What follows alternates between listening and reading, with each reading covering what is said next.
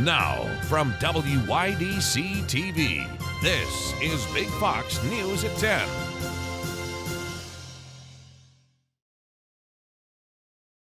Good evening, I'm Anna Manuel. Kristen Thorne has been sworn in as the new chief of police for the Elmira Police Department. Big Fox's Josh Feldberg spoke with the new chief. Family and friends gathered at City Hall today to celebrate the swearing in of the Elmira Police Department's newest chief. Chris Thorne has acted as the city's interim police chief for the last month, but told Big Fox he is ready for this new challenge. I'm feeling the weight of the responsibility over the last month, but it feels good. So I figured that once I get up and running on it, then we will be good and it will be a semi-smooth sailing. So I'm very excited. So. Chris Thorne becomes the 20th chief of police for the Elmira Police Department. Thorne told Big Fox what his first plans are as the city's new chief.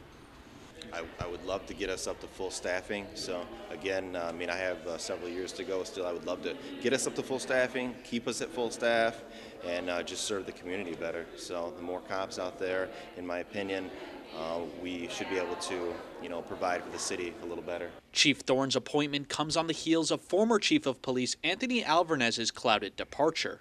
City Manager Michael Collins was at the ceremony to show support for Elmira's newest chief. I'm very happy for him, looking forward to working with him. Was very pleased with the outpour of support today in the courtroom with law enforcement who currently work with Chris, other agencies that were here representing their law enforcement and support. So I'm very pleased, very happy, and looking forward for him leading the Elmira Police Department. There is still no comment from officials on former Chief Alvarez's departure. Josh Feldberg, Big Fox News, Elmira. Families will be seeing a difference in their SNAP benefits coming soon. A temporary pandemic benefit boost will be coming to an end. A law passed by Congress brings the boosted benefits to an end after February. Any households looking for information on how this will impact them, they can contact their local SNAP office. For any additional support, people can contact the USDA's Hunger Hotline. Mask mandates at New York State healthcare facilities are coming to an end, according to the State Department of Health. The state's mask mandate will expire this weekend on February 12th. Acting Health Commissioner Dr. James McDonald stated that healthcare facilities will come up with their own plans for when masking may be required for staff and patients. It's small businesses that make up the heart of downtown Market Street. And this weekend, in true Valentine's fashion, you can be part of the Love Your Downtown event. Our Maggie Hall spoke with some small business owners about what the support from the community means to them. Tomorrow, you can put your money where your heart is by showing some love to some local businesses. Today, I spoke to some of those small businesses about what the love from the community means to them. I'm excited.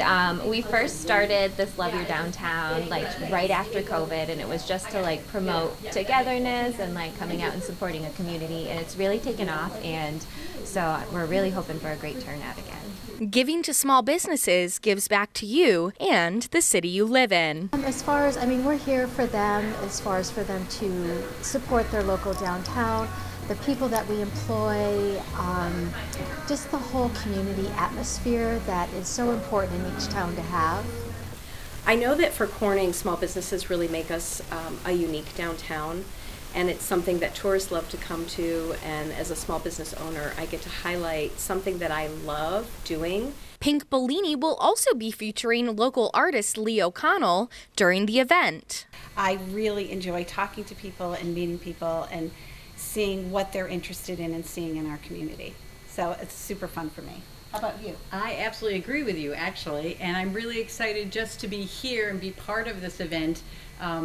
And hopefully enhance it for you. If you participate in the Love Your Downtown event, make sure to pick up a Show the Love card. Have fun this weekend by showing the love to some local businesses. Maggie Hall, Big Fox News, Corning.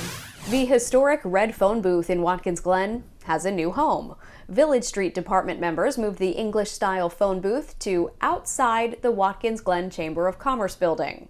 According to the Schuyler County Historical Society, the phone booth was built in England during the 1940s and was found in a Buffalo warehouse before making its way to Watkins Glen. The booth now contains informational pamphlets about the area.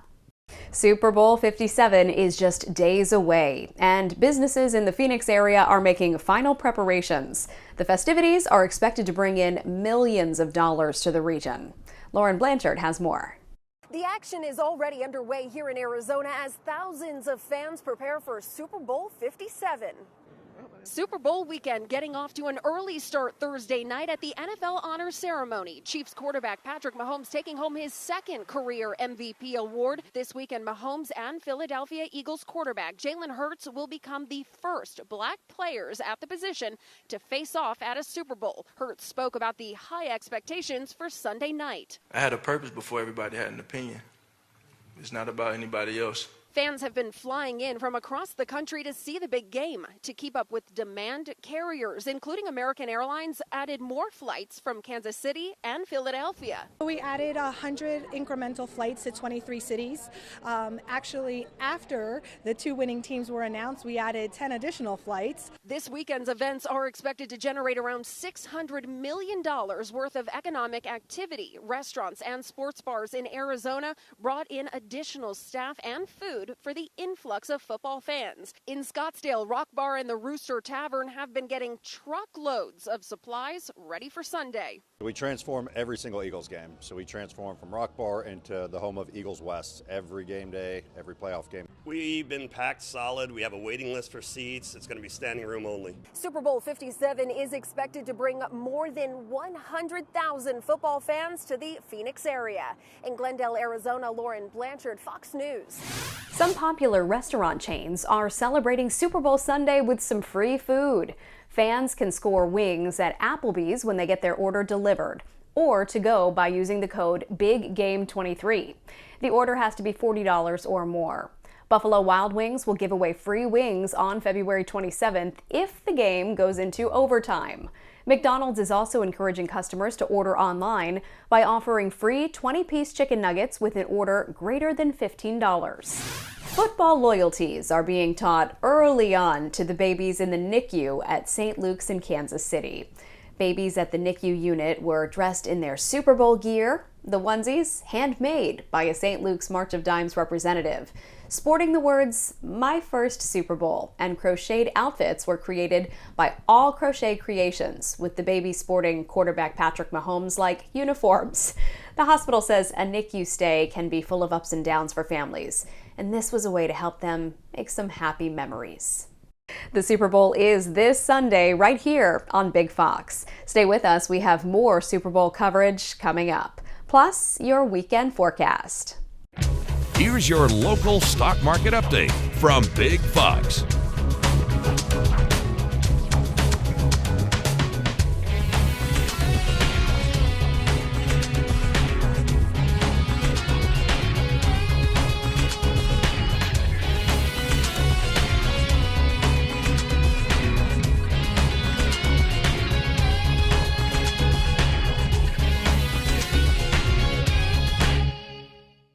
Now, your Twin Tiers forecast from Big Fox.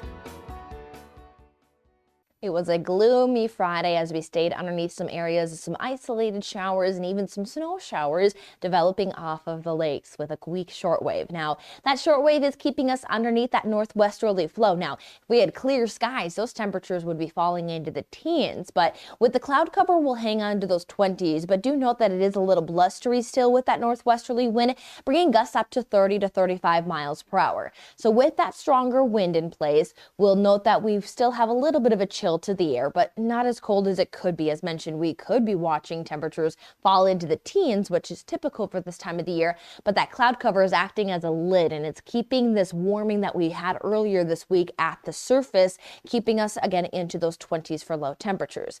Now that lid is going to come off as a high pressure system fills in. It's going to cut off one, that chance for any precipitation, and two, clear out those skies and bring in a spring-like weekend. So as we return to some bright blue skies into our Saturday afternoon, we're not going to be bringing in a surge of that warmth. We still have that northwesterly flow that's still going to bring a seasonably cool feel to the air. So it's going to feel cooler, but it's seasonal for this time of the year. By the end of the weekend and into early next week, we have highs into those 40s and 50s, pretty tranquil weather with some sunshine around. But by the middle of the week, we'll be tracking some changes with some warming still in place, but it is going to be factored in with rain and wind with the potential of some slight cooling to follow. But I emphasize slight because as we look at the 8 to 14 day outlook that brings us through February 24th, the Climate Prediction Center looks at warmer than average conditions to continue. So February is definitely going to ride off as another warm month for the area, as this winter has been nearly spring-like for much of the Northeast. Now, looking as we head into that Saturday forecast, we'll start the day off with that pesky cloud cover. But by the afternoon, we should see that break apart and we'll have some blue skies. Now, with the gloomier start to the day, it's going to restrict how much warming we can get. But as mentioned, we'll still hit at least seasonal for this time of the year, as seasonal is about 35. That's typically what we have across the area. And with some sunshine by the afternoon, it shouldn't feel too bad out there. And the good news is that we have more warmth on the way. As that high pressure system moves to the east, a southerly wind will be put into place, and that's going to bring our temperatures into those 40s. Now we'll have a little bit of areas of cloud cover, but more sunshine than not in place, which is going to continue that warming trend. 49 by Monday. Now there will be a weak system passing on by well to the north of us Monday night. That's going to bring some cloud cover and some slight cooling into Monday, but still very, very mild. We'll have another round of some warming starting on Wednesday, but it is going to be associated with some very strong winds that will usher in our next system to bring us some widespread rain as early as Thursday. More layoffs in big tech, a major shakeup in Disney's streaming output, and Adidas struggles to get rid of unsold Yeezys. Lillian Wu has those stories and more in today's Business Briefs. Yahoo is the latest in a string of tech companies slashing jobs in anticipation of a possible recession. It's cutting 20% of its workforce. That's about 1,700 employees. The company blames shrinking ad sales. Disney could be selling streaming service Hulu. The potential sale is part of a revamp revealed by returning CEO Bob Iger. All key Disney business operations will be put under executives who will decide how to promote and make money from the company's shows and movies. Expect a bigger focus on family content. Adidas is warning it could lose money this year because it might not be able to sell its inventory of Yeezy shoes after parting ways with Kanye West. Adidas is looking into selling the sneakers under a new brand name. It's also dealing with weaker than expected sales from a collaboration with Beyoncé. And Jeep is getting ready to roll out its most expensive SUV ever. The limited edition Wrangler Rubicon 392 costs more than $115,000. They're built as part of a broader 20th anniversary collection, and it won't be easy to get. Only 150 of the models will be coming down the assembly line. That's business. I'm Lillian Wu. Football's biggest night isn't just about the high-stakes competition, it's also about safety. Jackie Ibanez takes a look at how NFL medical officials are preparing to keep athletes out of harm's way during Super Bowl 57, and what resources are available on and off the field to treat any potential injuries. While sports are supposed to be fun, officials for the National Football League say preventing injuries is one of their top concerns. We don't believe there's a finish line for improving safety. Ahead of Super Bowl 57 in Glendale, Arizona, fans are getting a close-up look at the resources inside State Farm Stadium that doctors and staff have on hand to evaluate and treat athletes during Sunday's big game. We've got better materials. NFL Chief Medical Officer Alan Sills says cameras are in place and ready to monitor players for serious impacts. We've made great strides in the area of concussion. Now we've got technology to actually be able to quantify that. We can count how many helmet impacts for every player. We'll be sharing that information with coaches, with players, teams, so that we can act against it. Special pop-up tents are also available for doctors to privately screen players on the field. Obviously, the stadium can be very visually distracting. Being inside here allows us to get a better exam. But it's not just hits to the head worrying officials. Last month, Buffalo Bills safety Damar Hamlin suffered cardiac arrest after tackling Bengals wide receiver T. Higgins. All our medical staffs have trained and prepared for exactly that moment. Defibrillators like the one used to save Hamlin are located all around the stadium. Roughly 1,000 people have cardiac arrest every day in the U.S. Quick medical intervention can help increase the rate of survival. Still ahead, NFL players won't be the only ones hitting the field this Sunday. We have a preview of all the cuteness in store at this year's Puppy Bowl coming up. The adorable teams of the Puppy Bowl hit the field Sunday, complete with the kitty halftime show, and all of the animals are up for adoption. Here's Ashley Dvorkin with a preview of all the cuteness in store. They're facing off in the red zone. It's Team Rough versus Team Fluff on the Puppy Bowl. Start making the introduction as to who is joining us in this interview today. This is Hattie. She's up for adoption from Muddy Paws Rescue here in New York City, and representing the Puppy Bowl's Team Rough today. Dan Schachner returns to referee the 19th call to adoption event. Every single one of our adoptable puppies finds a forever home by the time the Puppy Bowl is done airing. This year with 122 players, representing 67 shelters in 34 states across this country, we expect the same result. Adoptions happen during the Adorableness and after the game. puppybowl.com/adopt, and that'll connect you to the puppy that you have fallen in love with. And if they're not available, if they were scooped up, don't worry. You connect with that shelter and they'll have another dog that is most likely also up for adoption. How does one ref as the referee? And for 12 years, do you have this perfected now? I don't know about perfection, but it's going to be puppies being as wild and crazy and lovable as you would imagine they would be. Schachner says the best part is how much they've grown and how much they spotlight special needs dogs. This year we have 11 special needs dogs. Some dogs that, are missing a leg or might be sight or hearing impaired or have a cleft palate. But the great thing about it is the message is that, look, when you're in a shelter, don't overlook those special needs dogs, because watch them on Puppy Bowl. You could see them just hang out just as easily with any quote-unquote able-bodied dogs. Just because they're differently abled doesn't mean that they should not be given a consideration for adoption. The Puppy Bowl airs Sunday on Animal Planet and Discovery Plus. An Oklahoma couple got a shock at their local Starbucks. Their usual $10 order one day turned into more than a $4,000 tab. Alex Cash has more.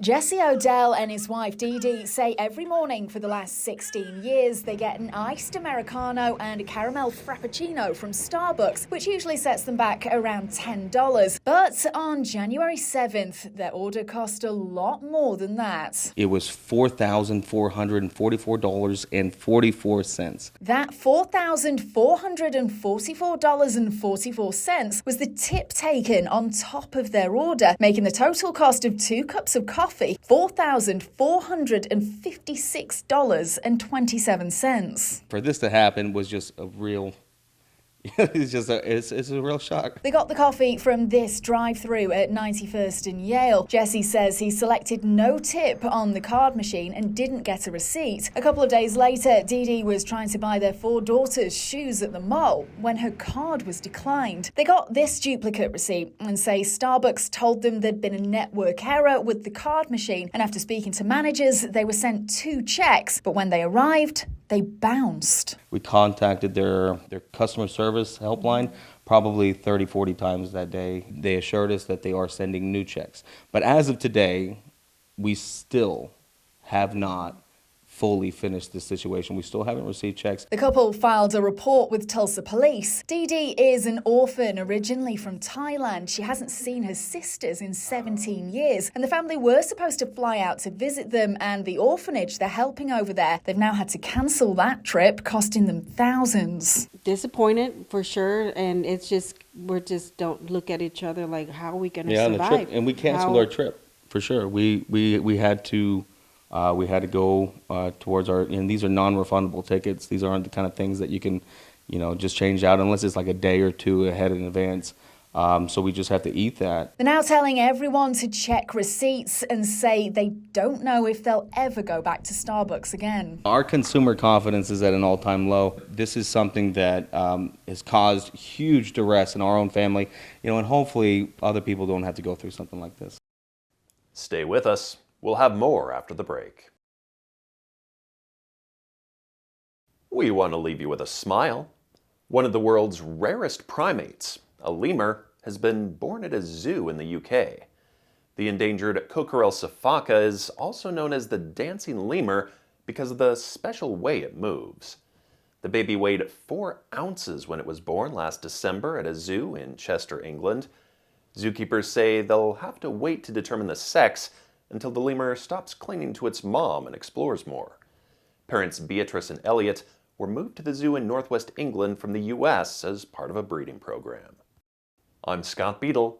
Thanks so much for watching.